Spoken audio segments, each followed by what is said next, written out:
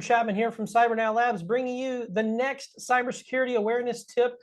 We are going to talk a little bit about securing your home Wi-Fi. That's probably a scary thing for a lot of people. Listen, you don't have to be tech savvy to be able to protect your home Wi-Fi. That said, there are some things that you want to make sure that you are doing to protect your home Wi-Fi setup.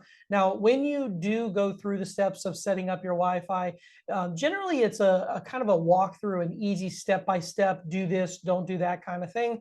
But there are a few steps that you probably will need to manually do to make sure that you're protecting your Wi-Fi environment. First and foremost is change the default password.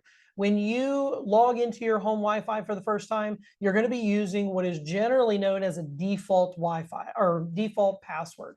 That default password is kind of assigned by the vendor, right? Or by your ISP, depending on how you're getting your Wi-Fi set up in your home. So don't use the standard one that's there. Change one, make it a complex password like we talked about in one of the other cybersecurity tips earlier this month. Make sure that you change that password.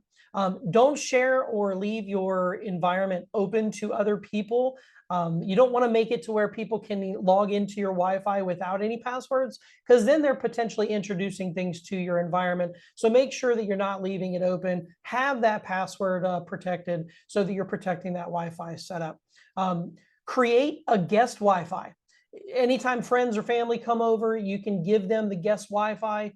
You can enable it when they're there, disable it when they're not there. That way it's not just sitting there broadcasting, but they have a specific password for that specific subnet or that specific guest Wi-Fi, to where also they're not going to introduce potentially any compromises to your network that they don't even know that they have, right?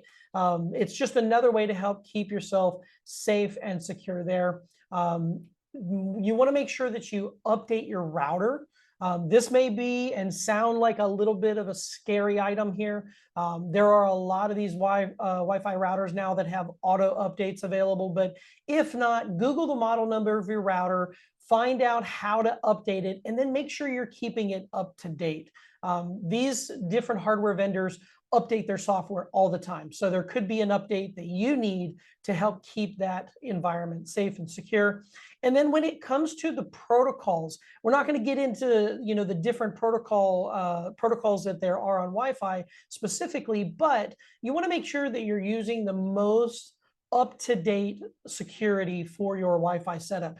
WPA3 is absolutely going to be where you want to be there. WPA2 and 1, and then WEP, those are older security setups, and they have lower levels of encryption.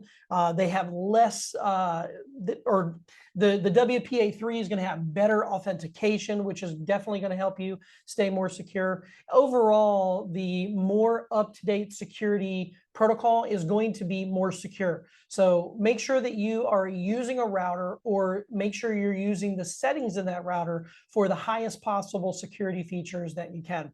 Don't be the person that shares the internet for free with a neighbor who's kind of freeloading or piggybacking off of your Wi-Fi and maybe doesn't secure their own devices in the same way that you are. So, cybersecurity awareness tip.